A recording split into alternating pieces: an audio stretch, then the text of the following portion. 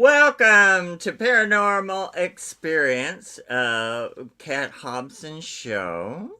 I am Mark Elliot Fults, and today I am being a host with the most. I'm here to, because she had a little bit of throat problems. Everybody's going through this winter stuff, so hope you're feeling better, Cat. I know she'll be on the chat part of the show on the side. And I am the fat psychic. And besides being a blind psychic, since I don't have my glasses on and I have no contacts. So I will try to read comments if I can. If I can't, if you see me going, then that's just because I can't see. But we're going to have 2 hours of just me. I am considered Special K. I used to have a friend who would call me that. And so today I'm just going to be Special K. And we are going to talk about different things going on. And of course, this is Paranormal Experience, the Dark Realm TV app on Roku and Amazon Fire TV. So, welcome, all. Welcome. Now, we are in the intersectum. Now, I am, for those who don't know who I am a metaphysician, a trance medium, psychic, and I have been working in the public for going on now 43 years. And that gets kind of crazy when you think about it. You know, I've been in this since I was 18. And now I'm 62 going on 63. So, wow. And I have so many interests. It's kind of bizarre. I've been dropped on my head, talked to the dead. I was murdered going on 33 years now, and ago. And when I say that to people, you know, I mean, I was attacked in a random act of violence and came back from it. It was a rough experience. But I wouldn't be me without that experience. And so it's all been worth it. But boy, woo, getting through it. And there's Lori. And Kat. All right. I am just a regular guy. I talk to dead people. And I do card readings for people. I do mediumship. I talk to their dead, deceased loved ones that have crossed over. And I just, I love life.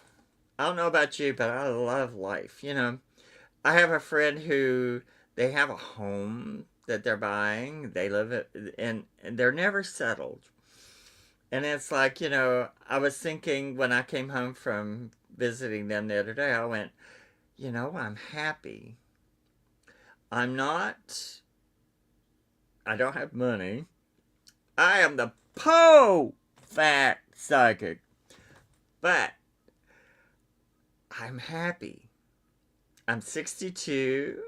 You know, I have to open my casket every morning, crawl out. And then in the evening time after my insomnia calms down, I pull the casket back down and I go to sleep. And I wake up every morning and I do my prayers. You know, I'm metaphysical. I think a lot of people misunderstand metaphysics. You know, when they think it's, you know, I pray all the time. But of course, I do my own kind of prayer, you know.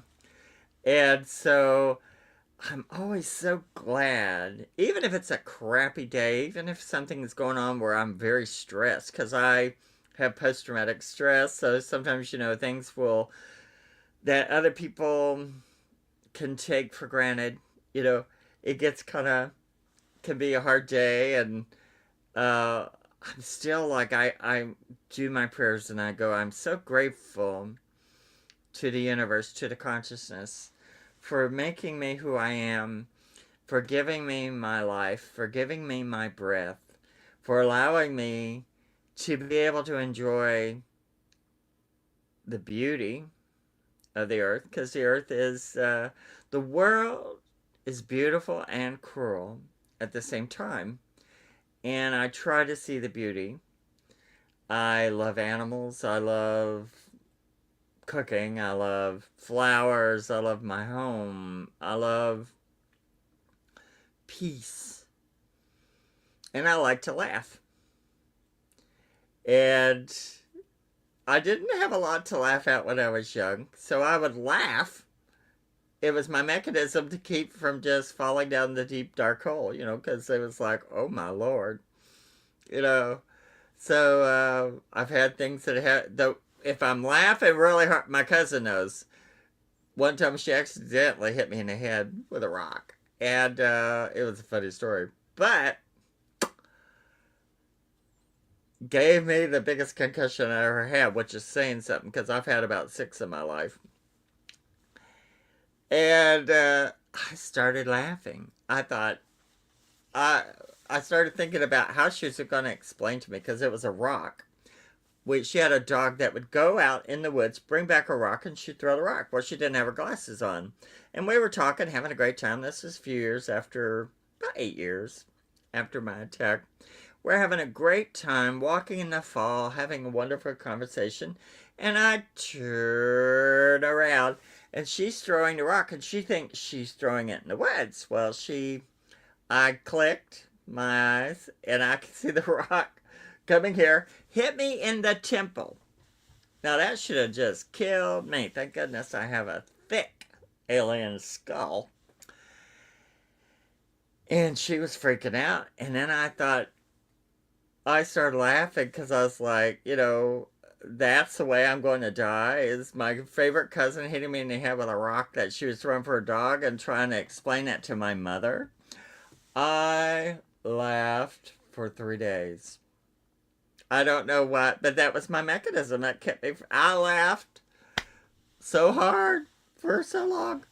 And I had the worst headache in the world, but I was alive, so I was so grateful to be alive, but it was so, and she was traumatized. She would have rather cut off her arms to do something to me like that. And she still she goes, oh my Lord. And I said, it's okay. I lived, So every day, even if it's a rough day, physically, mentally, spiritually, because right now we're in some rough times for people, you got to be thankful you're alive. You can live your life. There are people you can love. There are animals you can love. You can change somebody's life. You can change your life. You can look around you, and if you don't like something, change it. Don't sit there going, well, I don't know what. Change it. If you're not happy, change it. Try to make changes. And if it's something you can't change, learn. What are you supposed to learn from that? Everything's a kind of a test, a learning skill. When I was going through the transition period, the thing pretty much, the question you get in your head is, what did you learn? What did you bring? And at that time, when I went through the transition, I was like, well, I haven't accomplished a whole lot. So now, in the 33 years since, I've done a lot. I'm an author.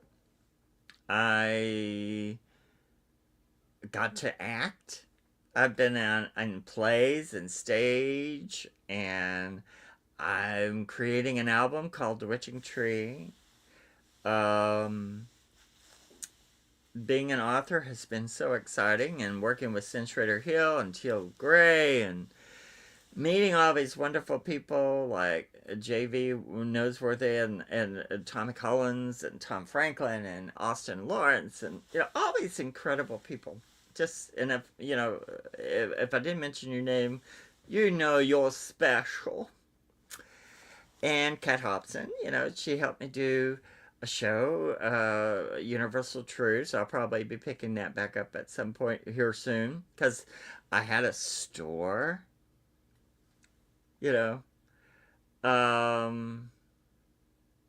had, now I'm going to have a cooking show. I just did a cookbook, which, let me tell you, I'm writing a book called The Psychic Worm Stitch, which is about how it all works, how I think it works, doing the meditations, doing this stuff, doing all this complicated stuff.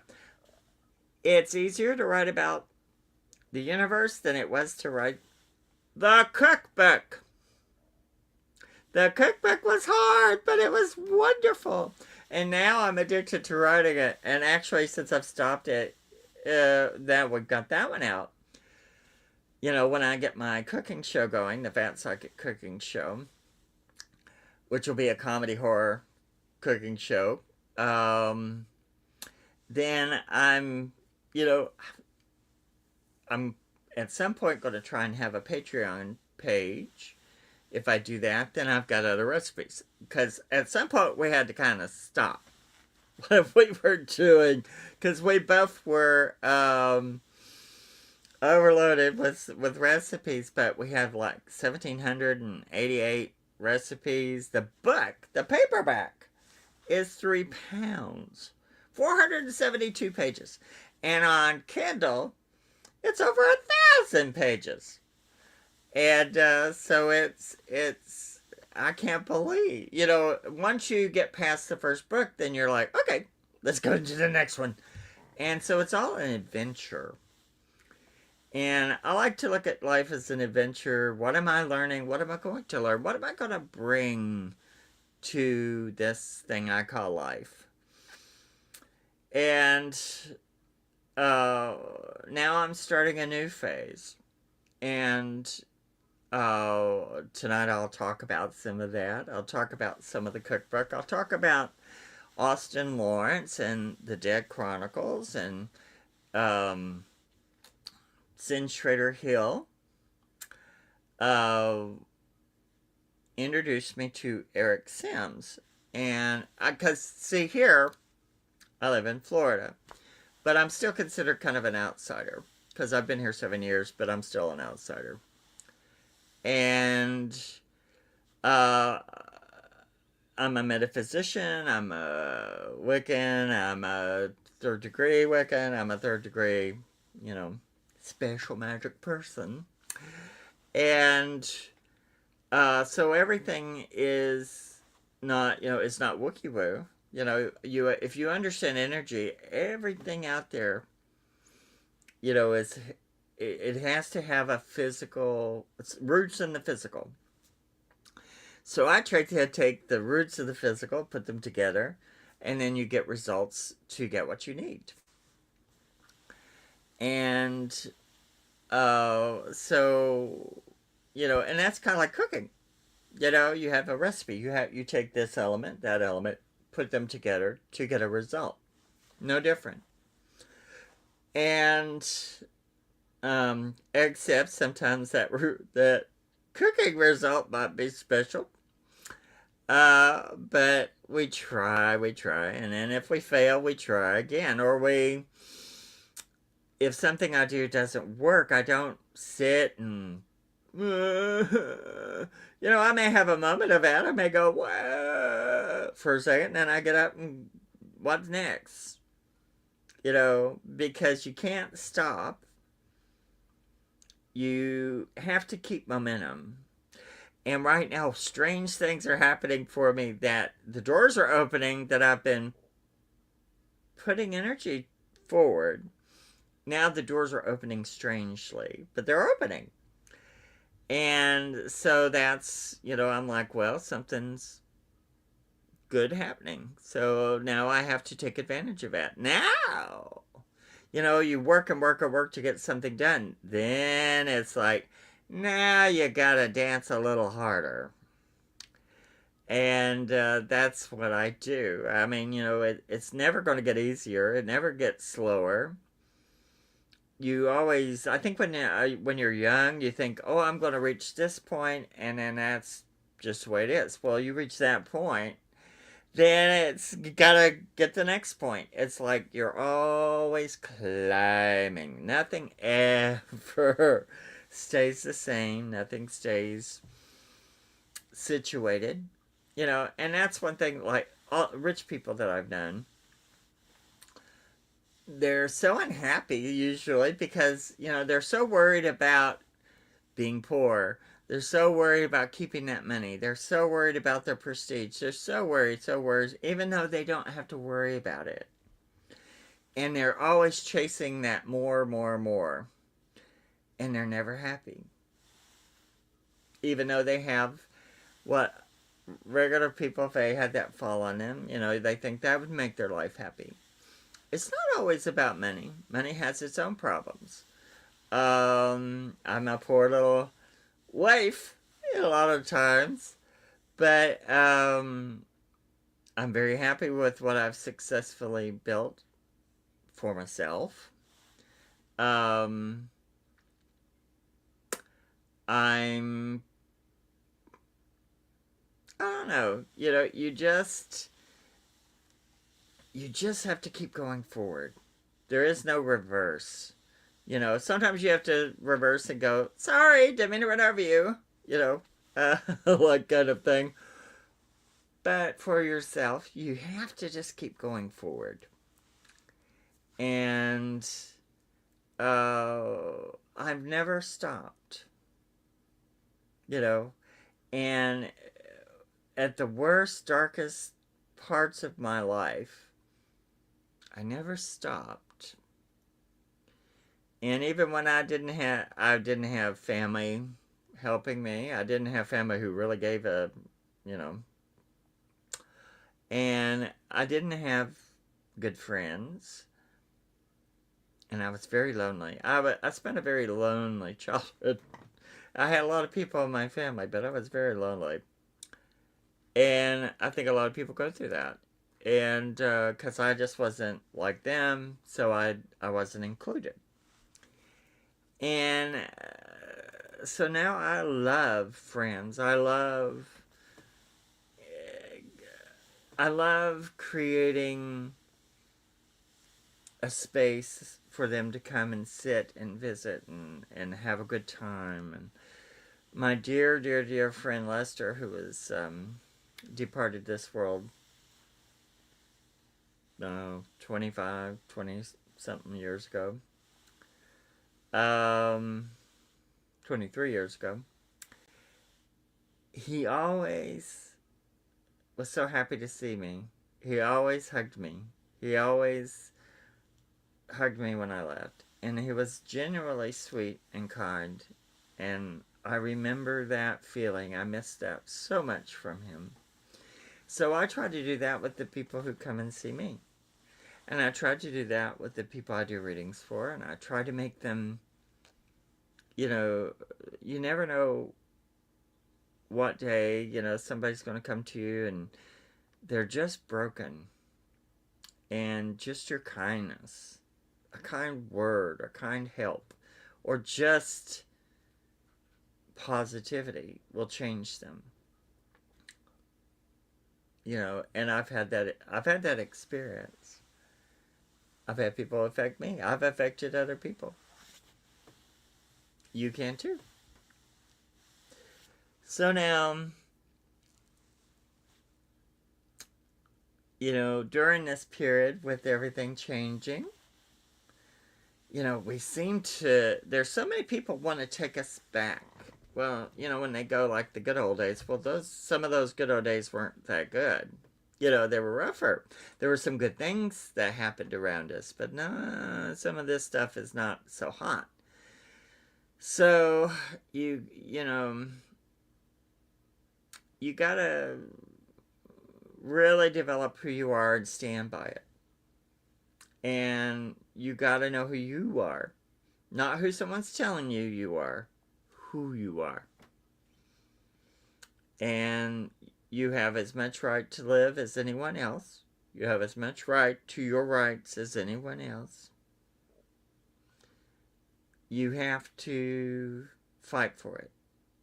Because there are places in this world where you can't show your face, they're not listening to people's voices. They're not listening, they don't give a cluck.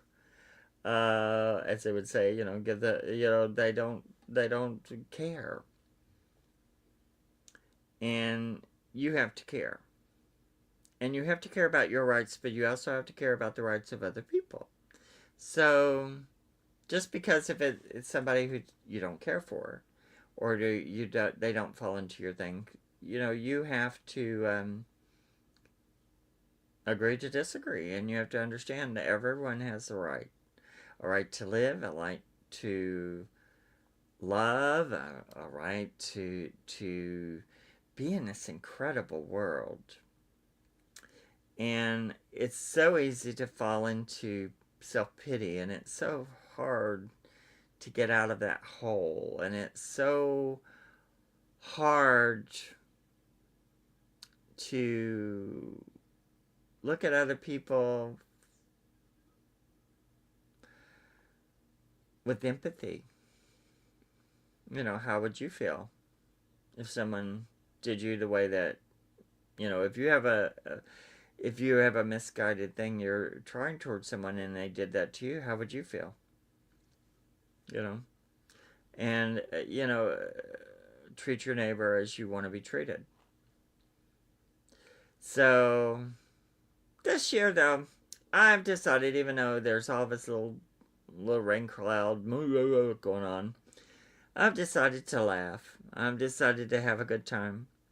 And that's why I started doing the cookbook and started the cooking show, which will be coming out. Hopefully the first one will be ready by February 14th or 15th. And I just thought, be crazy. Be fun. Why not? I like to, when I was young, and I was a prissy little thing, I really didn't have a accent. My father, who was definitely, his people were from Texas and everything, and he put himself through college, and his family was poor, poor, poor. But he had no accent for, when he would talk at work. And actually, for a long time, I didn't have an accent. I talked like this. And maybe to someone that is an accent. But I had what I considered like an elevator voice. Then when I was in junior high and high school, they were making fun of me because I didn't have a southern accent. So I started having a southern accent. And people liked that. I don't know why. But they did. Southerners talk like this sometimes. And some of them talk like ends and over yonder. And that's not making fun of anybody. That's just, we talk like that. Around my family, there were people in my family who talked a lot weirder than that. So I embraced my southernness. And so I am a little southerner. So I thought, well, when I do this little cookbook, my mean old grandma's good old cookbook, which is online. What is it? A plug.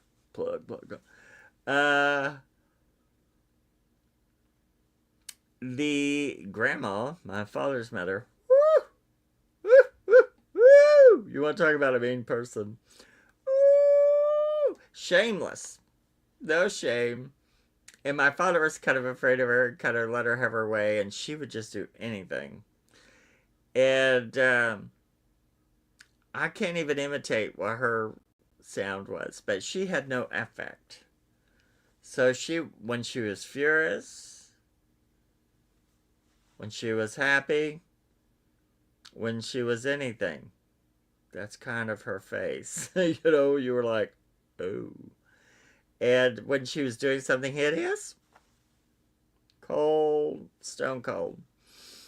So, but boy, her food affected my life because I really was addicted to food. That was my only comfort.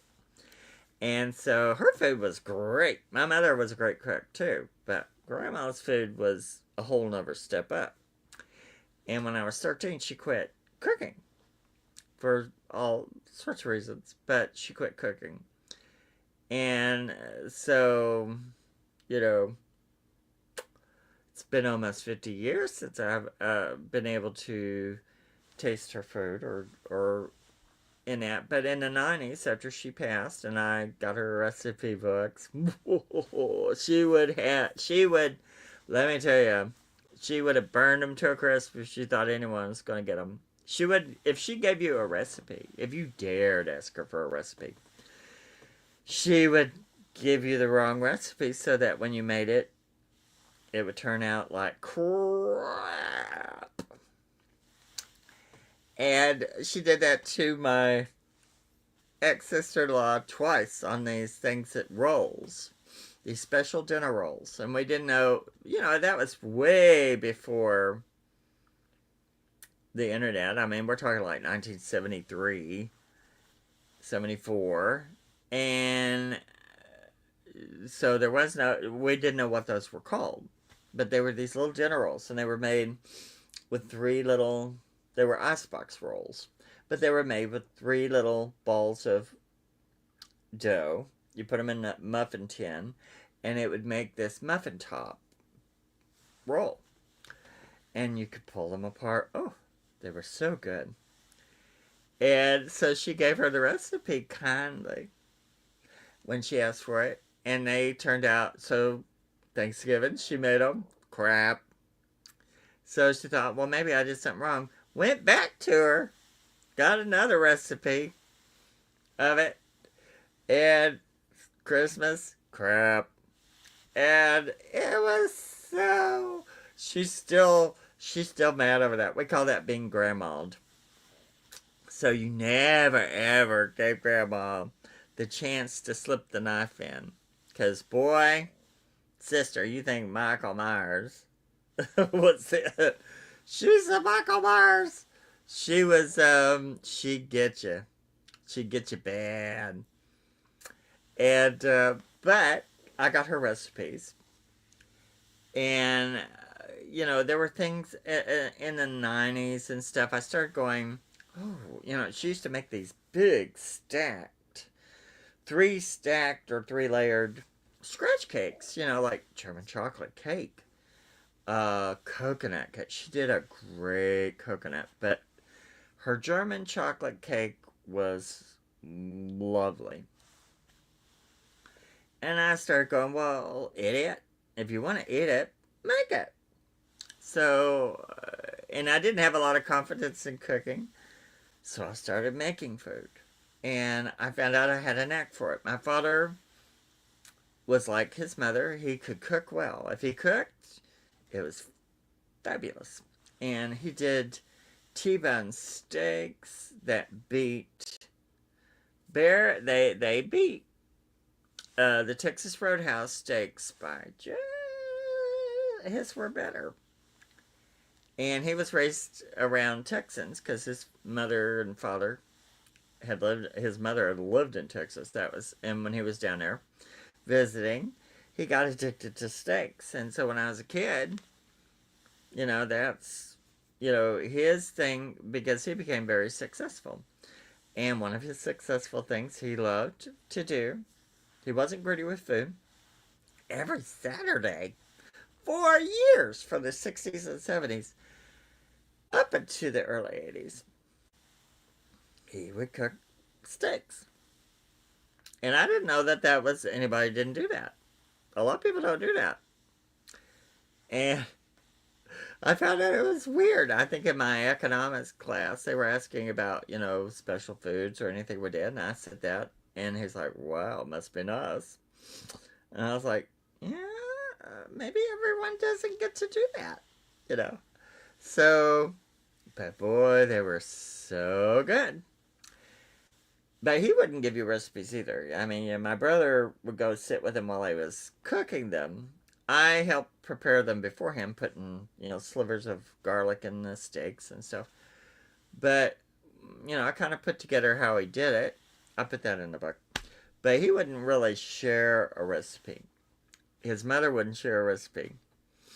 I, on the other hand, I like to share. I like to put out there, and I like to do. And I like people to enjoy food. Because to me, my favorite things, when we have Christmas and Thanksgiving and October, Halloween. Halloween is my Christmas. And I love to cook soups and chilies and desserts. And to me, you just can't share happiness as much as you can with food. Because one thing in my family that was great that I did learn, my mother grew up in a house of 10 kids. So there was always a huge pot of soup or beans and cornbread, or roast. She did great roast. But the soup, or what we called American goulash, which that is my favorite. I think that really is my favorite thing in the world, is this goulash. Because, I would come home, it would be a terrible day or whatever. And that was, all made the world all better. And we had a fireplace, which she insisted on that when they built the house. She wanted a fireplace. So we'd sit in front of the fireplace and eat soup or goulash or beans and cornbread and talk. And it just was... Food was the only time my family would behave. Because on Christmas, you could bet, when I was a kid, it would all be nice. The gifts would be all nice. The get through the supper, the Christmas dinner, excuse me, would be all nice. But somebody would have to show themselves. There would be a fight, an argument, something. So, I would get through dinner and then get the heck out of there because I knew before one of them would do it. So, but during food, they never showed up or did anything bad. Excuse me, I'm going to have a little drink. So it was funny. But, so you'd eat, grab your gifts, and run. But my mama always did a great spread. Now, Grandma would come and look at the food. She would never eat anyone else's food. She would bring her own food if she touched anything. But usually she would sit there and drink her coffee and look over the lid and with her evil eyes watching it. She never ate anyone else's food. But she'd sit there. She didn't like us, so, she didn't like anybody. So she would just sit there and stare at us as we ate her food. Which could have been special. There might have been something special going on there. But my mama cooked great food. And for Thanksgiving, we have wonderful turkey and hams. And she loved to make, pecan pies and coconut pies and things like that. Now, one of the things I had a good time with at Christmas and Thanksgiving, one of my favorite recipes I found, now I have Grandma's recipes, which were a lot. And then I have, I have my mama's and my dad's, so it's kind of a legacy recipe book. And then I started collecting. And I started finding weird stuff. Because Grandma would eat weird stuff. Cook weird stuff. Her and Grandpa, that was their comfort food. And it was awful stuff to me. But that was what they personally, on purpose, would eat. Were things that, look like an autopsy. and they just were from the era where you didn't waste anything. Well, they ended up liking some of that stuff. To me, it was not the thing I'd go for. You know, anything that looked like that was brains, or anything that was tripe, or anything that was gizzards and dinners, and You know, I am very simple. I like my chicken. Now, she cooked great chicken. Fried apple pies, loved that. Loved mashed potatoes and blah blah blah. Make great, all of that. But she also made, apparently, because they ate it all the time, that she made pig brains and eggs and things like that. You know, squirrels, right? You know, they ate a lot of stuff they ate. It's like, I just couldn't do it. But when I did the recipe book, I split it into Pretty Sister recipes, which there were no pretty sisters in her family. Pretty looking or acting, either. And then the Ugly Sister recipes. So when I started with Sin, Trader Hill, oh, sorry. I think I said something gross. Sorry. I'm sorry if I disturbed your eating. But I split it into the Pretty Sisters. And at first, the recipe book was going to be all Pretty Sisters recipes. And then I started going, well, you know, all this other stuff. People really, you know, it's very a curiosity. It's like a car wreck, you know, and what people really ate and what people really served on the table when they didn't know, you know, when nobody else was around. It was just a family. So, and my father liked some stuff that, and you know, I'd have died before I would put a piece of that store in my mouth. So, it developed into the Ugly Sisters in the back and the Pretty Sisters in the front. So, which I thought was kind of fun. You know, I thought maybe that's a little weird. But then, hello, Miss Elizabeth. And I thought that was fun. Then I started going, all right, what else can we do? Because I'm my mother's family. Some of her people were into funeral homes, which is a whole different thing. A whole different segment of life and death. But then I started looking at the, you know, well, food that affects us, you know, funeral food. And in the 60s and 70s, you know, everybody, when somebody died, you'd get all this food and you'd take over your best dishes and you'd take it to the family, and or you take it to the funeral home, and it was like a reunion. You know, they'd have in the kitchen just full of food and full of talking and chattering and laughing and whatever. And so I got exposed to funeral food, and I would think, well, you know, nowadays people order, you know, takeout or Taco Bell or pizza, which is fine, you know, which is fine. But in my day, you know, it was always somebody would bring a ham or, you know, a casserole or something, you know. So you would end up with food. And, but the more along as I went, you know, I mean, in my life, you know, I learned all sorts of weird things. And so when I started collecting my stuff, I started looking at the history of, you know, where funeral foods kind of started. And, you know, in the beginning, it was more of not funeral foods, but, you know, paying homage to the dead or absorbing the energy of the person that had died. So you keep them with you, literally,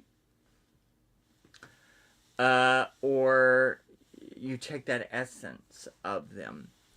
And then during the process of people developing that, you know, there was the Sin Eater. And in Wales, which I have some Welsh, which I'm very drawn to it. There was, of course, the Sin Eater. Now, if you watch, I think it's Night Gallery, had a segment, about the Sin Eater. I remember watching that when I was a little kid. The guy who played John Boy Walton played the Sin Eater. And it was so interesting that, it would almost be like a family business. But, during your time of uh, famine and plagues and stuff like this, a lot of people just were poor and food was scarce. But if you were a sin eater, you got paid, you got fed. And so the sin eater, I have the whole ritual in my book about the sin eater and the speech he gives and all this. But the women would have a very important part in it, because another aspect of funerals and things like that, before they have funeral homes, you would usually show the person at your home, then you would take them to the graveyard and be buried. And it was before funeral homes became embalmers and stuff like that, after the Civil War. So the family would take care of everything, but people were still afraid the spirit would haunt them. So, and my mother during the 60s, she had a lady who worked for her named Willie Mae. And Willie Mae would not leave by the door she entered, because she felt like if any bad spirits were in a house, they would follow you through the door you came through. So she would always come in the side, leave out the front. And so when people had funerals, they had a parlor usually in the house, and you would have display the person who died in the parlor, and there usually was a door for the carrying out door. So you come in the front, take them out the side through the parlor door, so that the spirit wouldn't be able to find its way back. Part of it, that kind of thing. But to make sure of that, when they had the Sin Eater and the Welsh, now in the time of my grandparents, my mother's parents, in the 1890s, they were still incidences of Sin Eaters. And what you would do, the lead woman of the house who'd been chosen to kind of direct all this energy, they would take the body, put it on like sawhorses, put it out in front, and have them on a board or whatever, and put a linen cloth over them, because that was a special cloth. That was a like clean, beautiful linen, white, very pure. And you put that cloth on, and they would make bread dough and put it on there and let it rise. And in rising, it took in the sin. So then the woman would take the bread in, bake it, and while it was baking, they'd call the Sin Eater. And he'd get himself all dolled up, and he'd make a big show, come up the street. And when the bread was ready, the lady of the house, or the lady who had been put in charge of it, she'd bring out the bread, she'd set it on the person, well, along with other food, and a thing of beer or ale, a bowl of it. And she would hand the stool under the corpse to the Sin Eater to give him power over the energy. She was giving him the stool to take the energy. Then she would give him the coin over the body. And when she did that, she was paying him for his services, and he took that coin. And then he would be in charge of the spirit. And then, once he was, he would eat the banquet on top of the corpse. Sorry if anyone's eating. You're still eating. But to take that energy, to take that spirit. And then he would do a speech where he pawned his soul for the person. He would stand up, do this lovely speech, actually. And then after it's finished, he would turn and run, and they would chase him and kick him and chase away the sin, you know. And so their dead one, their deceased loved one, was now clean and pure to go into heaven. And the sin eater took that sin with him. And it could be a family business. If you were a sin eater, you always ate. You always got paid. And it could be son to son to son. It was more like a male dominated business as far as I know. And I'm sure in a pinch, if they had to have a female do it, that lady would do it. But it was then when they died, you know, they'd have to have a sin eater eat their sins. And I just thought that was fascinating. So I had that in the book, and I thought, you know, this is going to turn this book a little weirder, but it's fascinating. And now we keep ourselves separated so much from death and from the person that now you would no more go do that. If they put a spread of T-bone steaks on the person, you ain't going to eat that. But that's how they did it in the old days. But that was still going on until the turn of last century. You know, and that's not that far. I mean, I think, like, they probably were doing it up until the First World War, I bet you. And then everything changed for the world kind of after the First World War. Everything changed, and the younger people started kind of separating themselves from the older people, which is what happens. The old beliefs, they make their own new beliefs.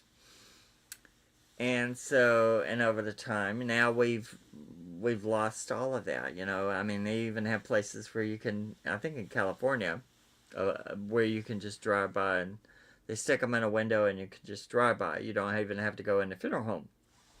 You don't even have to bring a donut. But I kind of liked it that people would bring food and share memories, but we weren't eating the sins of the person. And actually, some of the people in my family, there ain't a ham big enough to take care of that sin. Let me tell you. So they would have been out of luck. Would you want to be a senator? Heck no. Ew. And they were a needed service, but they treated them terrible. They treated them like they had the plague a lot of times, but when they needed them, they took their hats off and paid them respects, and because they were doing a service. And all of these things that people do as ritual, we still have rituals, but maybe those seem a little foreign to us. But what we do will be as foreign to someone else in 100 years. Then, they'll go, "Why did they do that?" I mean, there's a lot of weird stuff we do. There's a lot of weird stuff we eat. They're not as weird as some of the stuff I think people used to eat on a whole. But I like that kind of thing. So my book took on that kind of history. It has that history. It has the history of frozen Charlottes, which they're beautiful desserts. But it's based on a poem about a dead girl who froze to death because she was being vain and didn't want to cover up, and she froze to death on a trip to a Christmas party. And then people made dolls and made songs and made toys and made food. And Frozen Charlotte, which is beautiful looking. There's one that I love. I've got to make it for Easter. Is a violet Charlotte. Because you take this layered pan, basically, and most Frozen Charlottes are a pudding, or they're made out of kind of a gelatin material. Back then, gelatin was a little different than what we're used to now, but it was considered classy. Now we've gotten, it's Jello. No, back then it was delicate and beautiful, and they would, in the pan, they would put in violets. You'd have like a 3-layer pan of, it would be circular, and it would be three, like a pyramid stack of three. And you would take these candied violets and put them in the, take a little bit of the gelatin, put it around, stick the violets in it. Then you'd use grape juice and things like that, or violet, essence of violet, violet, not violent, violet, and or grape juice, and make it like a grape colored jelly. And then you would, when you put it out, you'd put whipped cream or something in the center, and wafers, or like ladyfingers, and then put cream in the center, and it would be this layer of violets in the jello, and beautiful things. Oh, it's gorgeous, and it's based on something kind of gross, but it's beautiful. Apricot charlottes, orange charlottes, apple charlottes, anything they could think of. And so I was fascinated on that history. So I tried in putting it all in, and I thought, I think it's going to be fun. I think people will enjoy it, but I didn't know how. Now that it's together, I'm finding out people like it because it's not typical. And there were other stories, I tell the stories about, my family and things through it. I had to take a lot of those out because we had someone read some of the original story of my grandmother, and they were like, oh, what? Well, what? Because she was really something. So I kept it cute. But we started, and then, I would say things, horrible things while I was typing, dictating my thing. I would say awful things about this stuff, and we were going to put that in, and then these little smart remarks and stuff. It entertained her, entertained me, but I thought, nah, it's not appropriate. So I had to take those out. I was a good boy. I had to show restraint.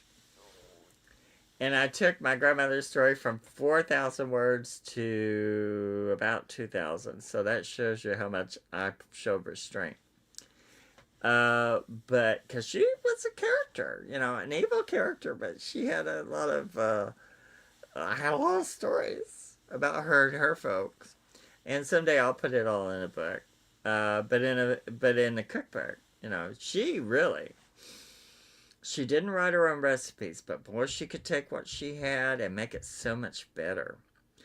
And the one thing I know I cook a little better than hers is the German chocolate cake, because hers always had a little chemical taste in it. I think what she was doing toward the end of cooking, she would take the icing. You could buy the icing in the 60s and 70s, and German chocolate icing or whatever, and she would do something with it and doctor it, and it had this little chemical thing in it. And I make the icing from scratch. I make the cake from scratch, but if I'm in a hurry, you can use the pre-made German chocolate cake element, because it's the icing that sells that one, honey. And oh, that icing is so good. Oh my Lord. And I wanted to make, now I make several things that are just kind of my thing. I saw, Halloween is my Christmas. It's my, I am year-round Halloween for some reason. I'm just a little weirdo. And I saw these advertisements in the 30s for goblin cakes. and it was a, what was it? A chocolate orange filling. Got me there with an orange icing and an orange cake. Probably a lot of, dangerous orange dye at that time. But you could only get them through bakeries, and they were using a Betty Crocker recipe that only was allowed to the bakeries. And, there'd be like a 30-cent cake or something, in the 30s. And so you could order your cake and go get it. So I thought, ooh, I want to try that, And there were no recipes for that.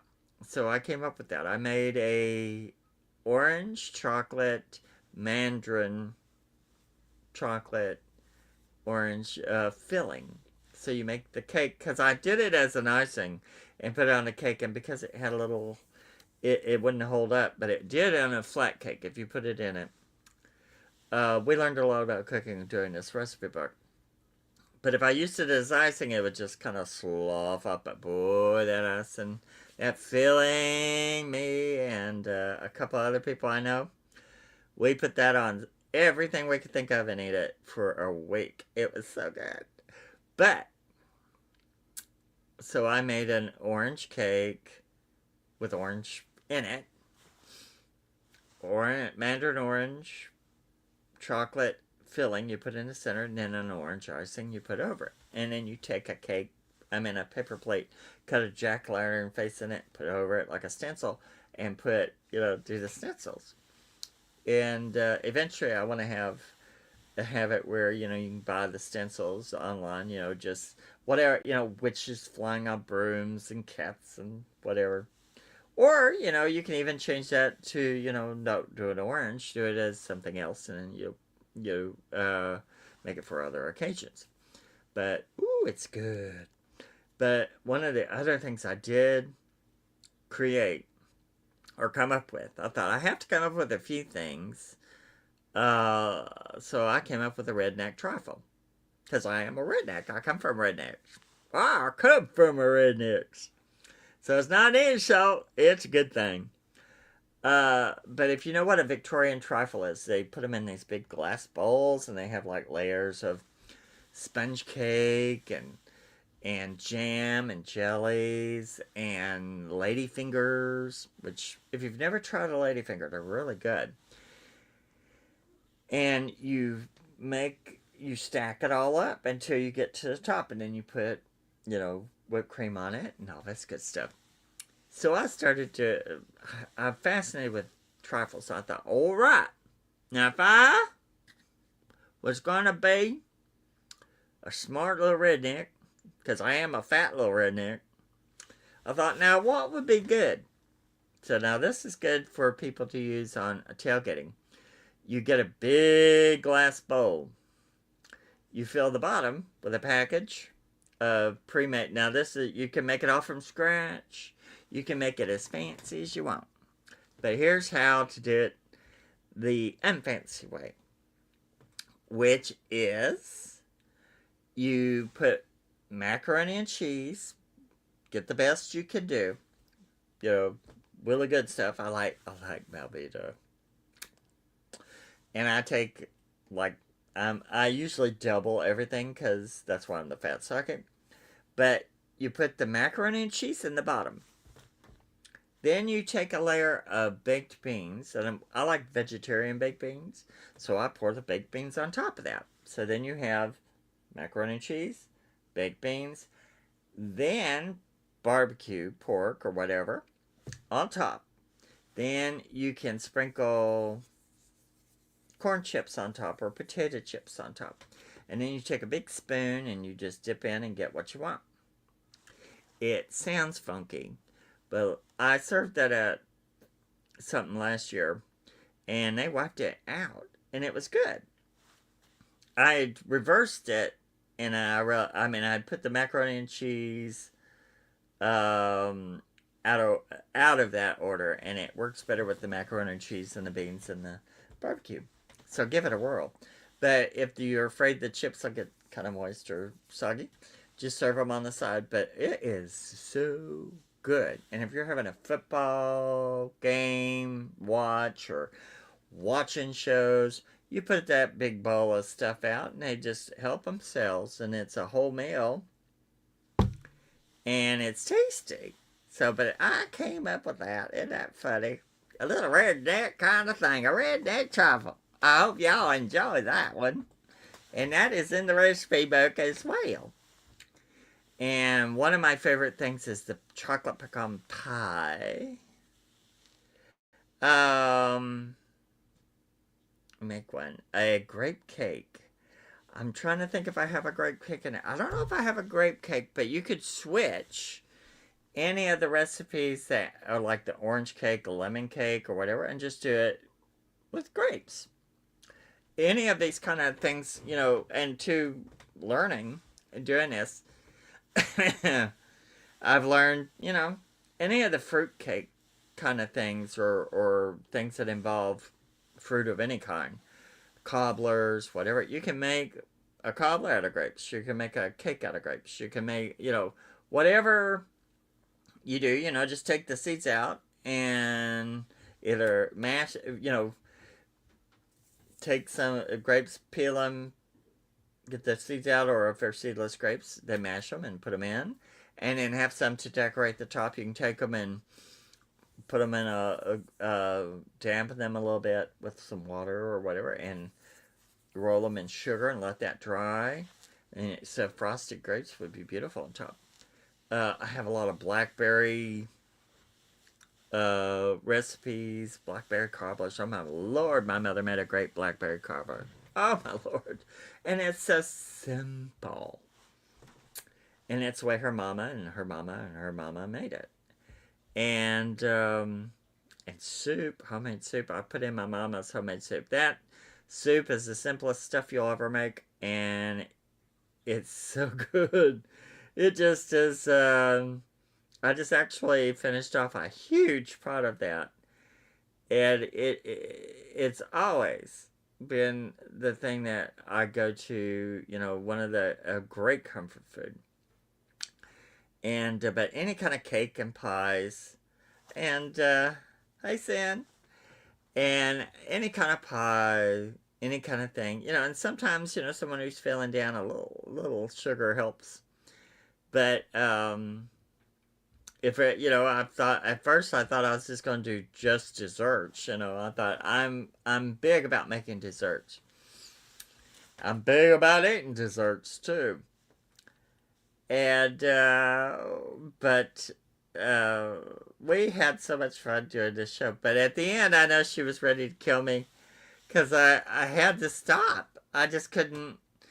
But every time I would start to stop, I would find, I'd be uncovering more recipes. And, I thought, oh my Lord, she's going to kill me. She's going to bury me. They won't know where I am. And I would have understood it. But we got through it. She worked so hard on this book, kids. And I think it's so pretty on the inside. I think it really is charming in its own way. And it started out as a really different book. So, but now it's got all my favorite recipes in it. So now I'll be using my copy that I have ordered as my cookbook, because I'm like, I want it. I thought, after I started doing it, I go, yeah, this has got everybody's recipes that I know in it that I want. And I know my brothers cook and my sister cooks, but that's not the food I was eating, So I put in my mom, my dad's, my grandma's, mine, because that's the food I've eaten for years and years. And at 62, been doing a lot of, it put a lot of fat on this chick, let me tell you. But there are a lot of very strange and unusual desserts. And strange, some, there was one that I was really surprised. It's, you can make it vanilla or chocolate. Chocolate noodle pudding. And my friend Teal said, it's probably really good. It's probably like tapioca. But you make noodles and you make this chocolate sauce kind of stuff in it. or strawberry or vanilla, whatever it is. And the first reaction I had, I thought, you know, there's one that I don't know what to think about. I have to eat it to see what I think. But one that got in my head was pumpkin fudge, because I love pumpkin pie. And I got that, and I going for weeks. I wanted to make it, but I was kind of like, I'm not real good at making fudge. Now, I can cook good food. Take my word for it. But it doesn't always look beautiful. But, boy, it will taste good. But it may look like a holy mess, you know. So when I do my show, I'm going to tell people, try, cook it, send me your picture. I'll post it on there and show people what you can do with it. Because sometimes it looks like I make something with my feet. But, pumpkin fudge, it got in my head, and I thought, I have to have it. I have to try it. And I didn't have a candy thermometer, so I tried to do it the old thing, you know, doing the softball, you know, softball stage where you drop it in water and it makes a ball. And it looked like it made a ball to me, but it didn't quite do. But it has pumpkin in it and sugar and cornstarch and things like that. But you would make it really just is kind of like a real sugary fudge. It didn't quite sit, but I have someone who is still eating that stuff. And they love the flavor of it. And I thought, I have to try this. And then it didn't taste like pumpkin to me. It tasted like something I remember called Horehound candy. And I thought, I don't know. Ooh, I kind of like it. And then I'd eat a little more and I thought, ooh, I kind of like it. I don't know if I like it or not. I have to eat more of it to see if I like it. Now I like it. But I've got a candy thermometer coming so I can make fudge. Yes, cool. Because let me tell you what, it is a challenge to make a good fudge that will hold up. Because mine turned into pumpkin sludge. And when I do my show, some things will happen like that. I haven't had very many mishaps where, oh, one time I tried something. I love apple pudding kind of thing. And I tried to do a spin on it with something else. Oh, it was not for me. And a friend one time was so convinced she was going to make me I wanted to try a tofu cheesecake. I'd never tried tofu. So she said, I'll make it. Well, she didn't get the ingredients like the recipe. She just kind of did her own thing and used honey and did some stuff. Oh, I walked in the house, it smelled bad. I said, well, maybe it'll taste better than it smells. And it didn't. And we ended up throwing it out and nothing would touch it. You know, so we threw it in the yard. Nothing would touch it. Not even a hungry animal. So I was like, it kind of made it where, you know, I'm careful when I make things. But, you know, sometimes, like I said, you know, I have an apple pudding that I make that, oh, it's so good. But it looks terrible to me. But boy, it is good. You know, put a little bit of brandy or a little bit of Kahlua on it, and woo, you're ready to go. But my favorite thing lately has been the chocolate pecan pie. It makes two pies. And I made one, and we had one, and I gave it away, and I went, I have to have another one of these. And we did. And they're so good. And I thought, oh, Lord, we're going to be spokespeople for diabetes, as you know. Woo! But now, so for anyone who hasn't seen it, go on Mark Elliot Fults on Facebook. You'll see, or look on Amazon. They have quite a few of the first page. If you go to the sample on Amazon, it has a lot of recipes, and then the whole index. And it has all of my grandmother's story on it. But it's such a big book. It has a lot of stuff in it, in the sample. So go look at the sample. But my mean old grandma's good old cookbook. and it's just so much fun. It's helped change my life right now. I'm having a good time laughing, and I'm going to be interested in anyone who buys one. Please review it, whether it's good or bad. Just review it on Amazon and let me know that how you think that's going. Because when I start turning this sucker out, it's going to be quite the undertaking. So now I'm going to shift. I think Kat wanted me to talk about some of the other things I'm doing. Because, see, I've been a professional psychic for years. Now going into decades. And I'm doing this because this is fun and silly and out there. And so people, when they see this, they won't have, when they see me acting like a fool and getting in the camera doing this. I hate ventriloquist dolls. I'm going to have spooky ventriloquist dolls in it as little characters. I have friends lined up for character parts. It's not going to be anything what you're used to, because it will be food, comedy, then I will tell a ghost story at the end. And ever so often I'll have little characters I have pop up that are scary. That I have a haunted doll collection. So we'll have some haunted dolls that show up that I have to feed, give cookies or brownies or something to make them go away. So it'll be fun. And I hate ventriloquist dolls. I hate them. And I have one that's an old Raggedy Ann ventriloquist doll for girls. And I found that and I went, oh, that is so creepy. I've got to do something with it. So I got it, dolled it up, freaked it up, jacked it up, and scared one of my friends to death with it, just showing it to them. And then they loved it because it was scary. So I'm going to make it really special. So we're having fun. So, I've got all that kind of stuff going on. So, and then people will see me, and people who know me know I do the psychic things, and I've worked with people helping to try and find their missing ones. I got a question from April.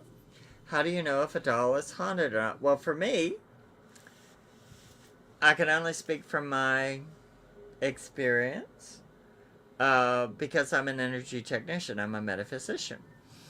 And everyone's aura starts from their third eye and has the magnetite in the pineal gland. That makes your electromagnetic field. And everything, when you come in contact with it, you scan it. And I can tell if something, the energy is conscious in an item or an object. I have a 1800s piece of furniture from behind me. It wasn't haunted, but when I find furniture or things that have a consciousness attached to it, I can tell. And the dolls and things that I experience that have energy, I can just, it's from experience.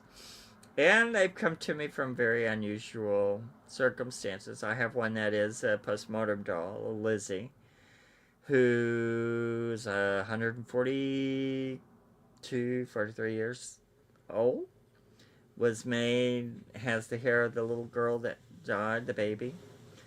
That was a mourning mechanism.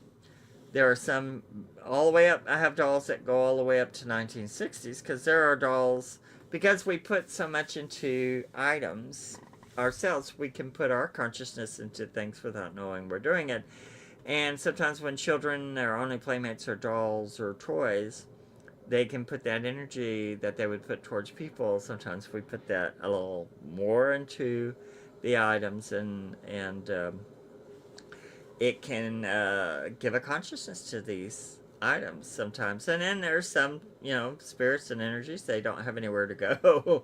So why not be in something that has eyes and has the semblance? Because they're not seeing with their physical eye, they're seeing with their pineal gland third eye. So they can see through the eyes of the doll, just because they're seeing through the third eyes of the pineal gland, through the orb. When you see an orb, that's a real orb. That's what it is. It's the spirit. So they can see and hear and function through that. So it can be all sorts of things. So it just depends upon the item and what it is. And a lot of people, they're scared of dolls, or they think they're all mean or evil or devils, and it's like, no. I've only met one that was rough. Rough. I found her a new home. All of mine are sweet, but they freak people out because they are just different. So it's not for everybody. And then I see people buying new things that look like spooky dolls, thinking they're spooky and they're haunted, and it's like, some of it, I have to, I have to look at it first to make my own decision if I think it's haunted. But I have plenty of things that are haunted. I have 2 books that I have to keep sealed because I don't know what to do with them, and I'm not going to give them to people or sell them because they are not pleasant. They fell into my hands, and I think I'm kind of meant to kind of keep them from other people. But so I keep them sealed, so they can't be a problem to someone, because they could be. But even though I'm doing the crazy fat psychic thing, I'm also a serious psychic. I can talk to the dead. I can do all sorts of things, and I can try. I mean, actually, tomorrow I'll be teaching a Akashic Library meditation. I do a lot of serious work. I can do past life regression. I can do a lot in the metaphysical field. I can do a lot. And not bragging, just over this time, if I can't do it by now, then, shame on me. And because I want it to be very broad. So, believe me, I'm a broad person. But, so alongside with all of this, I made a decision when I met a famous psychic a few years ago, and they just didn't seem like a happy person. They didn't seem appreciative or anything. It was the grind.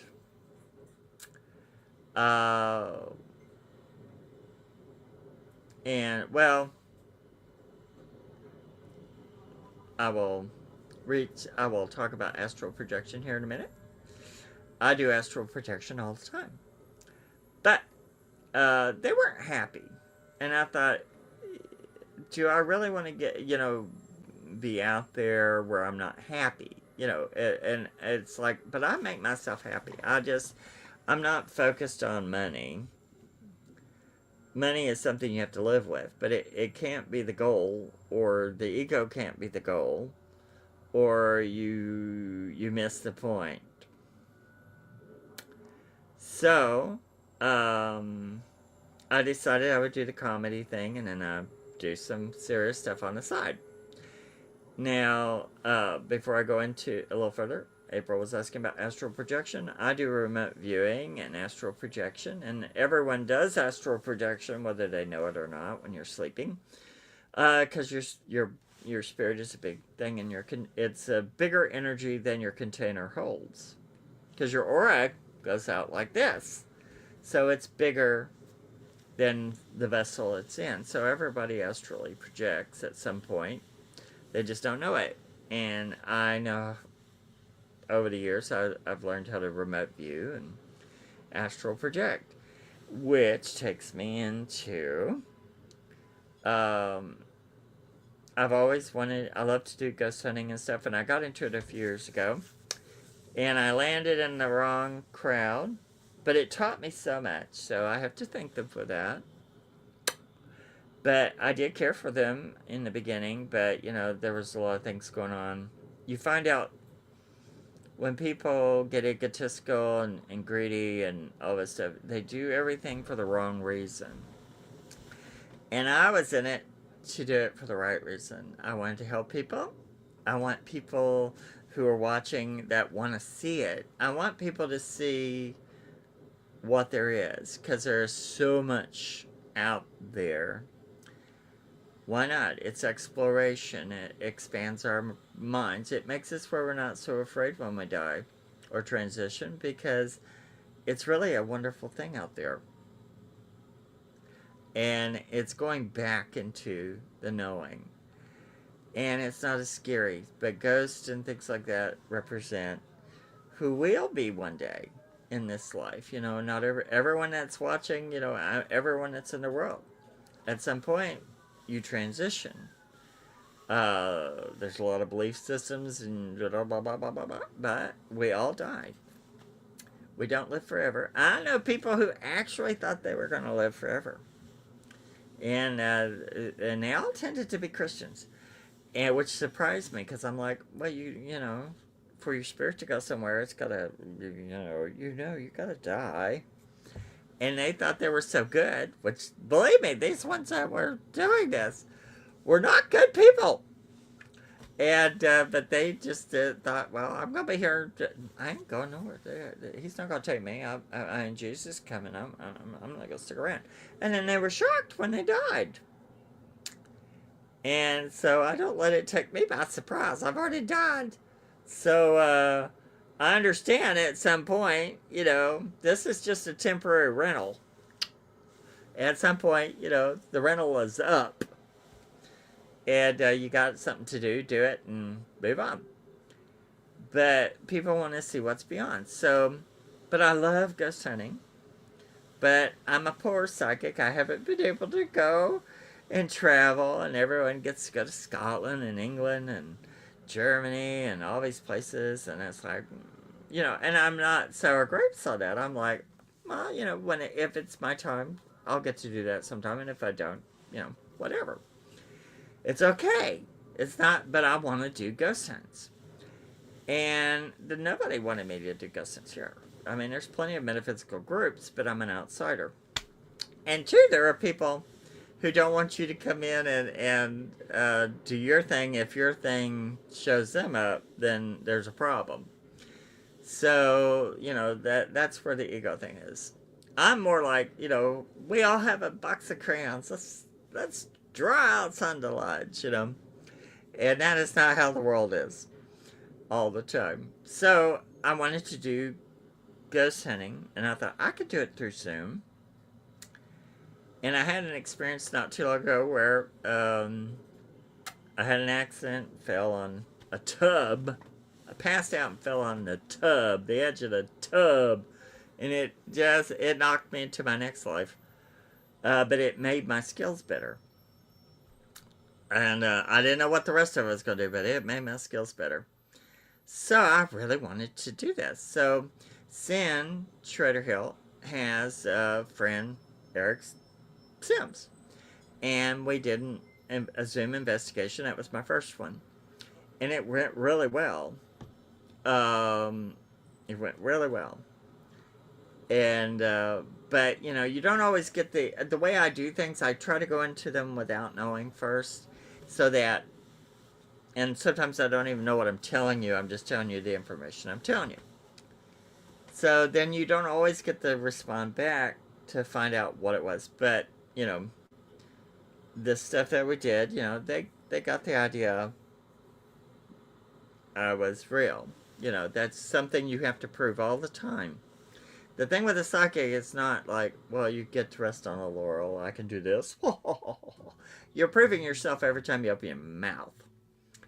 So I did that, and they have a friend named Austin Lawrence.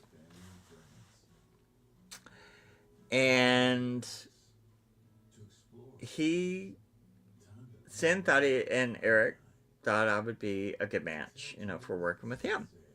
Sweet guys, sweet people. Which is what I like. I don't like jerks. I won't deal with you. If you're an ass, forget it. You can think you're all that and this, ain't happening. Now if you're talented and a jerk, I'll give you a little leeway sometimes, but not much. I don't like it. So these people, sweet people, you know. Uh, I didn't know anything about Lawrence, about Austin. I didn't even look at any of his stuff, and he will tell you he did an interview with Tom Franklin. Hi, Tom.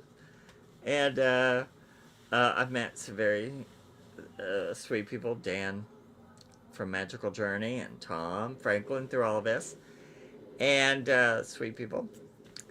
And as he was on Tom Franklin's show, the Higher Jupiter. Um, they had a little interview. Um, and they were talking about me. When I got involved with Austin, I didn't know what he was doing. I didn't know he was doing a show. They go, well, you're the psychic. You should know. Well, I don't try to know. I just know I'm going to do a job and I'm going to do it. And I don't like to know anything beforehand, which drives me crazy because you want to know. You want to know you're hitting it. So for the first few shows I did with him, I went and did them, and we did Zoom. And it worked out that for me doing it through Zoom, it made me an energy talking to energy. So it turned into quite an interesting experience. And I found out I was doing it better. And I thought, well, it's great. It stinks that I can't be there to do it, but it's great to do it because honey, give me a hammer. I was nailing some stuff. And I was nailing more than I knew. And he and his, Austin and Lydia, his girlfriend, were going to she has a lot of places she works. He had access to, and we were going through those. And then we did one that I think it's life-changing in a way. Because, you do these things. I mean, there's a lot of stuff I've done. But, I haven't found the way for people to really look at it. I did not realize Austin was skeptical as he is. I didn't know, and I didn't care. I'm not afraid of a skeptic. I'm like, let me show you what I can do, and I will let the work speak for itself. Well, the work spoke for itself. Shocked him a few times, and he played some tricks on me. I didn't know that, and he was kind of like seeding his Facebook to see if I was looking at his stuff and gonna fall for it, and then if I came back and was giving him false information, he would know I was fake. Well, I didn't do that. I didn't do it. I didn't fall for it. I didn't know that's what he's doing. I kind of, I try to just not. I don't go chasing them down, looking at what they do. And he has a project that he's doing the Dead Chronicles, but there's a place that is really close to his heart, and he's really was investigating it, been investigating it a long time apparently, and I didn't really know. And too, when I'm channeling, I do channeling when I do this stuff, so sometimes some things I'll remember, some things I won't. And we went to a jail, and I was telling them, I told them these names, this lady's name and this man's name. And I gave them the correct names of two sheriffs that had been murdered, where they had been murdered, and where the hauntings were and all this stuff. So they knew I was on track, but he was still having a hard time grasping it because he really was real skeptical. So there's this place that he investigates. It's kind of a mental facility in Ohio, I believe. And there were specific things he was aiming at, but he didn't want to give me any information, of course. So I went in, but there was something they were looking for. And so I drew maps. I do remote viewing, and I draw I've been doing that with him. Like I said, I didn't know he was doing a show. I just was like, oh, we're just doing ghost hunts. Because I don't think about it any further than that. You know, I just keep it, this is what I've got to do. So they were looking for something specific in each story that we were looking at. And I would draw out the place and I would draw out a map and I would say, you know, this is where you're looking for the energy and da da da. And apparently I was very on it. More than most people would expect. And that's not a horn toot. That is like, you know, that. But I'm an energy technician. So I should be able to do that. I'm a metaphysician. So if I'm going to do it, I'm saying I'm not doing it, you know, willy-nilly. I'm doing it and I'm saying it and I'll stick behind it. So, and I'm human. I mean, if I don't feel well, you know, I can make mistakes too. But I was nailing more than 60, 70, 80, 90%. You know, I was getting it. Shocking them. Can't take all the credit for that. Thank you, spirits, for helping me. But I'm a good operator. So you have to know who you are. You can't be egotistical, but you have to know your skill. You have to know what you're doing, how you do it, and how you get it across. So, and the way he dealt with it, because he was so skeptical, was just perfect. He's gathering the evidence and da da da, and he wasn't telling me anything, you little Turk. He wasn't telling me anything. But I was like, okay, whatever. And then, you know, we communicate. And they were looking for something specific. And it was a hidden cemetery. So, without knowing what it looked like, without knowing where it was, I drew this map, a remote viewing. And I drew from these weird little buildings that I could see. I don't question it, I just draw it. And I drew a little map out and where all of it was. And there was a spirit named Mary who was leading me. And she wouldn't show me her face. She still hasn't shown me her face. I've seen her quite a few times. But she was standing there and she was showing me where these graves were. And she was like the operator. So I talked to her and I drew the map. And he had a guy that was going to come out with a sonic thing. And he's told this story before, so I can tell this part of it. It goes into a lot more detail, a lot more evidence, a lot more. But the man came out and said, before I search with my sonic equipment, you know, do you have anything you want to say? And they said, well, we have this, because he was kind of worried about the guy coming out all the way he came, 8 hours away, and they'd raised money for it, and they really wanted to find this graveyard because it was had been hidden. They didn't know where it was. And using the map I drew, and using he had all of his $50,000 equipment stuff in it, but he used dowsing rods, which work. You can use them for water, corpses, whatever. Within 2 seconds, he found the graves. Now, it's a huge amount of graves. I won't tell you a number, but it's a lot more than what they expected, a lot more than what anyone anticipated. But there's another element. So, we'd done all that, you know. I painted the picture of the girl, the Mary, and a monument that she was standing in front of, and a dead tree behind it.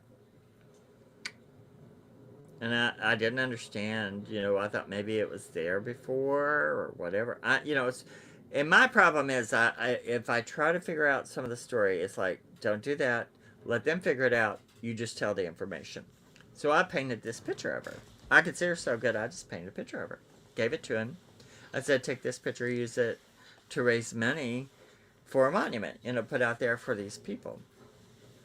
So I think that's in the works. I'm pretty sure. But they were surprised I'm an artist and I could draw it, and it was okay. It was people really liked the picture. And it's this redheaded woman with a blue dress with the wind blowing and night, and you can see this pillar monument with a tree behind it, this dead tree. Well, they were looking for a specific person who was from this place that had met a terrible end. And when she was buried in a family cemetery, but she was buried unmarked with her children, which was sad. The husband, who was a creep, is buried in the same cemetery. He has a headstone, but they don't. They were just kind of thrown away. So they went looking. They were trying to find her grave, which is in a real cemetery, but it's away, And her name was Ida. And they were looking for Ida. And I said, and they couldn't find her. And they kept going back and looking, couldn't find these graves. And he calls me, and I said, well, did you ask Mary to help you? And he goes, no. And I said, ask Mary, and she'll help you. So the next day he went, he looked for about an hour, couldn't find anything. So he goes, all right, Mary, could you help me find this? Now, this is very skeptical. He's got talents in this department. He just don't realize it yet. He don't realize it. So he does it. He gets drawn to a dome-like or obelisk cemetery stone. Didn't realize it at first, I don't think. And went up to it, and it was the shape of the one I'd painted in the painting with the girl Mary. Her name was Mary Reese. And Reese was the maiden name of the woman they were looking for, Ida, who's buried in an unmarked grave. And in line, they sent me this picture of this tombstone of Mary's, which matches in shape the one in the painting. And there's the dead tree behind it, kind of like what I drew.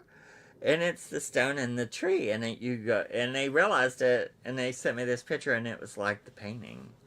And I was like, wow. It was fun. And so when they started, he going, can you help us find Ida's grave? And I was on the phone. I don't have a smartphone. I have a flip phone that you might as well send smoke signals.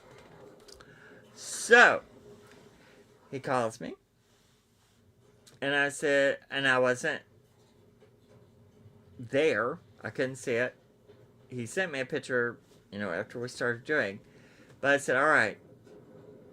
I was remote viewing, and I said, turn to your left. You see 3 rows back. You see where there's these spaces where there's no graves. And he goes, yes. And apparently it's the only part in that graveyard. There were no graves. But he didn't say that to me. I said, now, it's 3 rows back. You see the space for this? I said, that's where they are. So he gets a dowsing rod like his friend, I think his name's Bob, had that did, at the other place. And they found him using the dowsing rods and finding 3 graves. The Ida, her 2 children, and he's laughing in the video. And he got up at the top of the hill, and he's laughing because he can't believe he's finding these graves. And that it was where I told him. It's still, he was still wrestling with trying to go, damn, And people throw things in front of me all the time, trying to trip me up and everything. And so when it comes out good like that, it's really good. But when I was looking at the video of him laughing, I could see this dead guy behind him. And I could smell this really strong flower smell. And it was the husband of the woman they were looking for. And he was trying to interfere with what they were doing. So I talked to him. I said, "I can see. Can you see that dick I behind you?" And I said, "There's this flower smell." And he goes, "I just smelled that." And I said, "Well, you bumped into him because that was where he's at.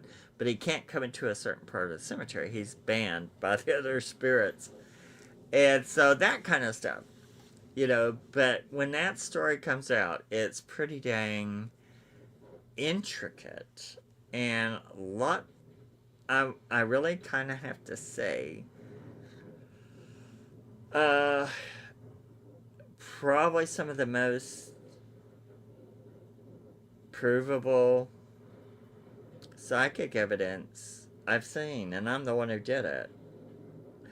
And I'm not saying that for ego. I'm saying there's some stuff in there, kids, that I'm like, wow, you know. And the fact that it wouldn't, and two, because he's a good receiver, I work well with him. So it's not just something I did and, it's that. He's been researching it. He knows all this stuff about it. So he knows when I'm talking about, when I don't know what I'm talking about. I just tell him what I'm seeing. There was a weird thing. I told them, I said, "Is there a bar in the backyard, of this place?" And they go, "Not that we know of." Because there was something else they were looking for. And I said, "I see a bar, a metal bar."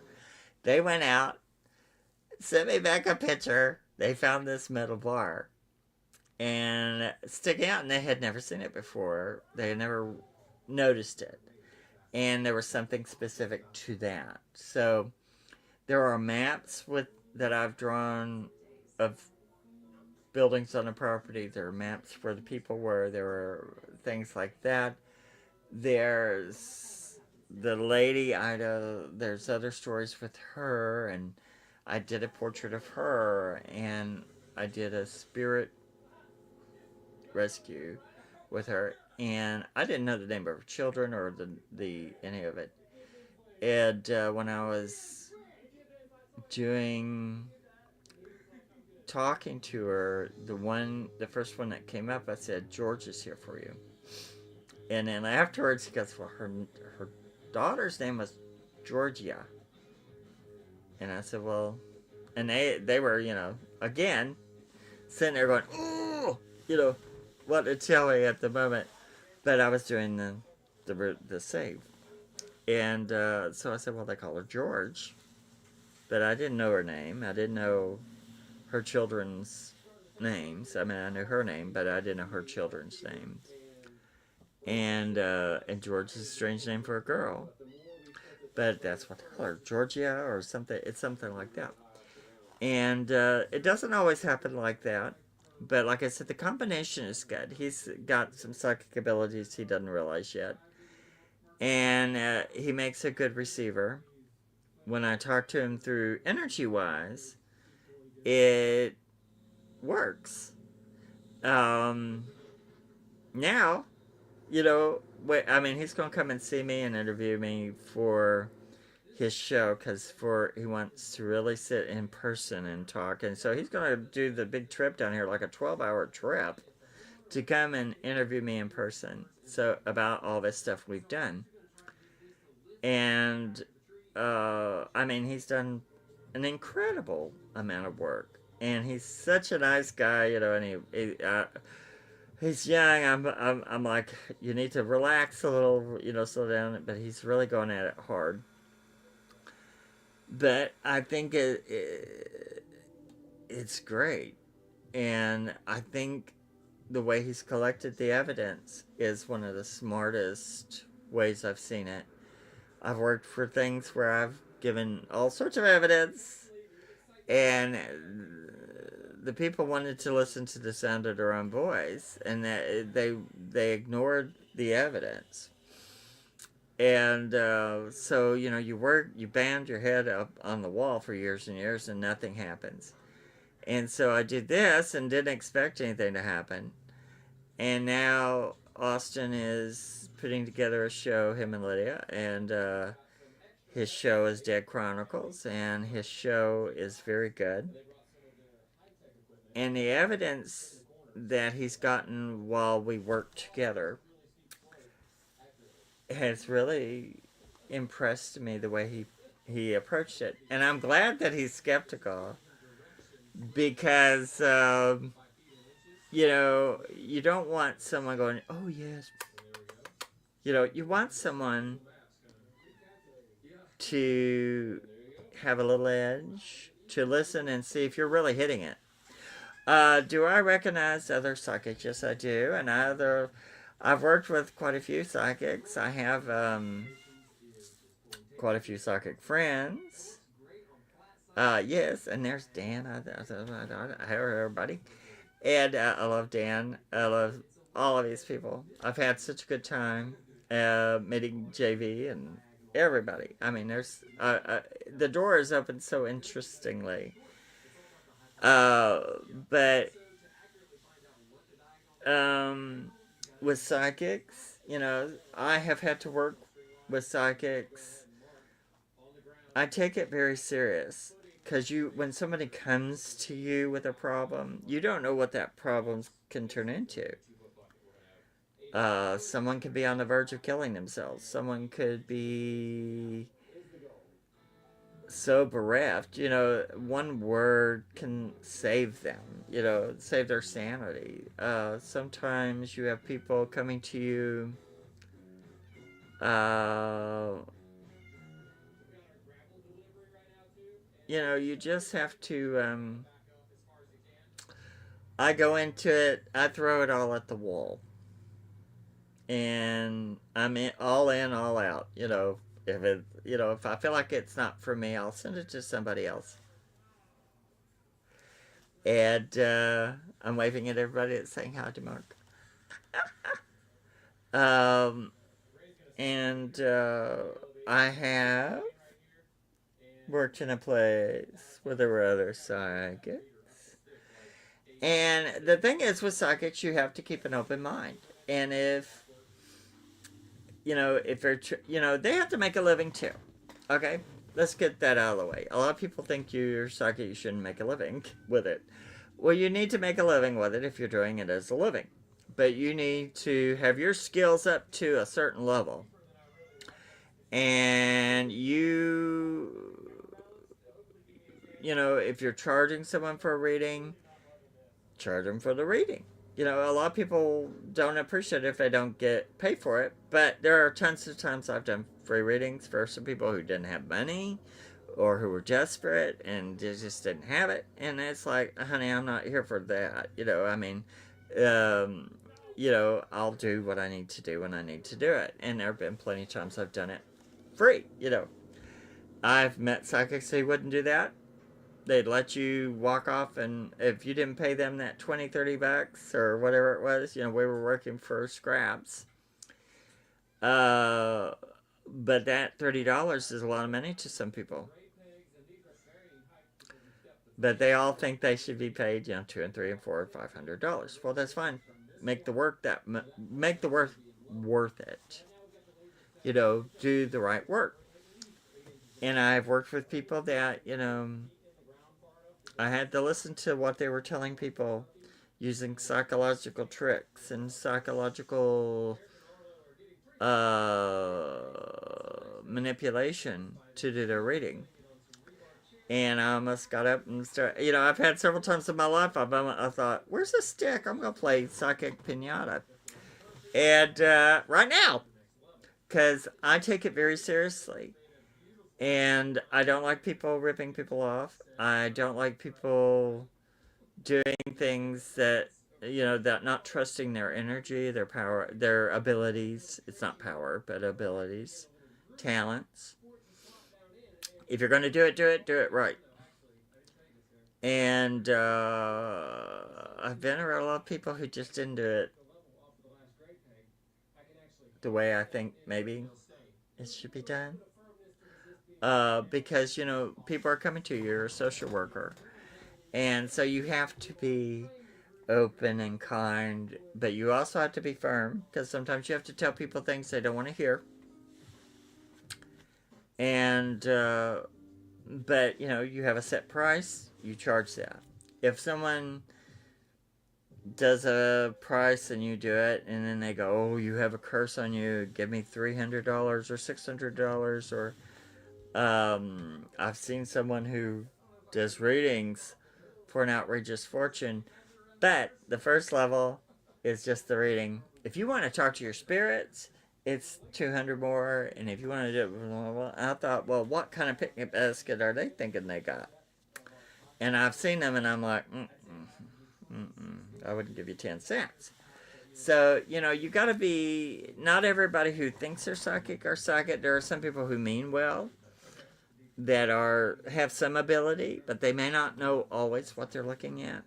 So you have to really do your research. And if it turns out, if they start going into, well, you need to bring me more money, at midnight on the moon or every month, then you need to get up and walk off. Uh, and check what they're telling you. If what they're telling you doesn't ring true, you'll know it. And there are some fabulous psychics out there, and you have to be willing to look at it and see what they're telling you, see what their talent is, see what their motivation is. But like I said, when I sit around, I can tell a real psychic, and I can tell somebody who's really full of it. And I have seen a few of those, and not my cup of tea. But I try to do everything with a little bit of love and kindness and firmness. But I try to do it with, I was given a gift, and hey, babe, I was given a gift. Uh, I'm here to share it. You know, a lot of times psychics and people like that wear special little bubbles that, only last a little while. So I'm trying to get everything done and done in a way where I'm doing my purpose. And then one day, I'll be out there with them, you know, with the spirit, with the spooks, the poofs, and the all the ghosts.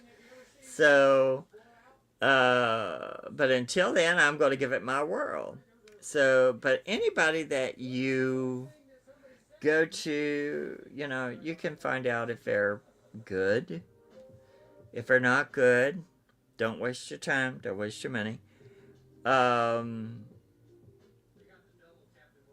and let me tell you, it's like anything. You're always going to meet people that are good, and then there's some that need a little work, and then there's some people who would be great. They just need a little work. There's Denise and Ron Pridemore. Yes, locally we're doing a paranormal meetup on Thursday, so uh, the first Thursday of every month. So we're going to be doing that at a brew house. So look at Denise Pridemore's Facebook page, or look at mine. I've got to post all that. Make sure I'll post. Now see, since I've been dropped on my head so many times in my life, I have to make sure I keep track of what I'm doing, because it's like I'm great at the psychic stuff. Some of this other stuff eludes me, or I'll go, huh, what, where, who, So, but we're getting close to the end of the show, and I want to thank everybody for coming. I hope that you've enjoyed it. I've talked recipes and ghosts and spirits and a little bit of all in between. But and there was somebody on there who questioned about dreams. Um, since I have insomnia, I don't always interpret other people's dreams. But dreams can mean something, and then sometimes it can be just your mind. There it is. Jenny Atkins. I can't explain them tonight because we're about for tonight. But dreams can mean specific things. They can be foretellings and omens, and then sometimes it can be your brain is just so full uh, that it all comes out when you're dreaming, and So you have to, not all of it means something, and then there are very important ones that are. I've had some very important things I've had to keep track of, and then there have been some dreams that I'm like, yeah, yeah, it's PTSD and stuff. But one of the most interesting ones I had a while back was about 9/11. So I'm about to do some things I think about that, looking at the spirits and things there. Um, my part in life, I am a little bit of a spirit rescuer, and I want to help find peace for people who are a little lost. I try to find out if someone is disturbed spiritually because of something that happened to them and they can't get it across. I've been the spokesperson for quite a few, or mouthpiece for several spirits who needed help. And so, in my place in life is to be a helper and a counselor to spirits and to people. And to know that there's not that much between us and the veil. There's people here all the time. There's people on the other side right near you all the time. If you could see all the time, it'd be very distracting. But we're living in a world that is metaphysical. And this world has a self-regulatory system. It has a thinking brain. It has a soul of its own. And we're in it. We're part of it. We have a place to be in it, and we have a part to play in it. But don't think you get all that done when you die. Do it now. Work on your life. Tell people who you love them. Try to fix any mistakes you make, and if you can't, own them and go, what did I learn from that? And figure out what you learn. It's very important. I've had friends who tell me, oh, Jenny is saying, can I message you for a reading yet? Yes. Message me at Mark Elliot Fults on Facebook. And I do readings. And right now I'm taking a little break from that for a week or so because I got to finish up. I just closed my store. And I'm having to get a lot of things done in closing up and get all my taxes done. So contact me and I will make an arrangement for you. I do readings over the phone.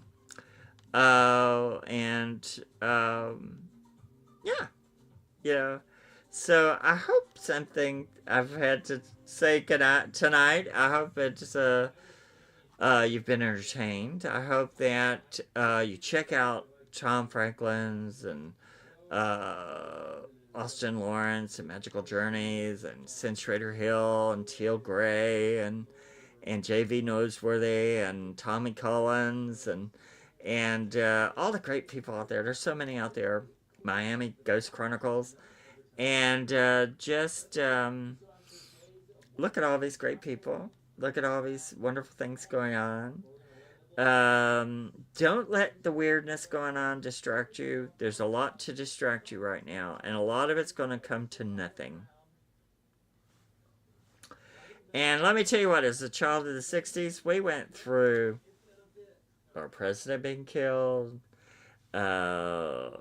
icons like Martin Luther King, Marilyn Monroe, all sorts of people changing. We had the Vietnam War, we had the hippie movement, we had a lot of structures change and come and go, and people fighting in the streets, and alongside all this horrible stuff, we had beautiful color and comedy and incredible creativity and music. Whoa! I mean, when is the music gonna start coming back? We have a few singers now, but when I was a kid, oh my gosh, it was a wall of music. I mean, you had 30 or 40 artists to choose from, hits at the same time, and it's like there's some good singers, but we need to get some more. We need to get a wave of music. We need to get a wave of talent. We need to get a wave of spirituality. So, but get out there and do it. Write those songs. Do that art. Be the heart. So now it is time for us to say goodnight. Thank you, Kat, and your gentleman that helped me with this. And thank you for letting me be on the show. And thank y'all for listening to me. And I hope I didn't bore you. And I'll be back online here pretty soon doing cooking shows. So check out the books and give me a holler if you want a reading. And I'll do what I can do. But try to go out there, be the best you can be. Love yourself, love other people, and be real. And don't put up with fools. Just walk off. You walk around them. Don't have to knock anyone over. Just walk around them. Keep going. Don't get caught in any of this crap that's going on. It's going to pass too. So I want to tell you all, thank you for coming and watching. And I've enjoyed myself. I hope you have a good evening. And blessed be. Good night.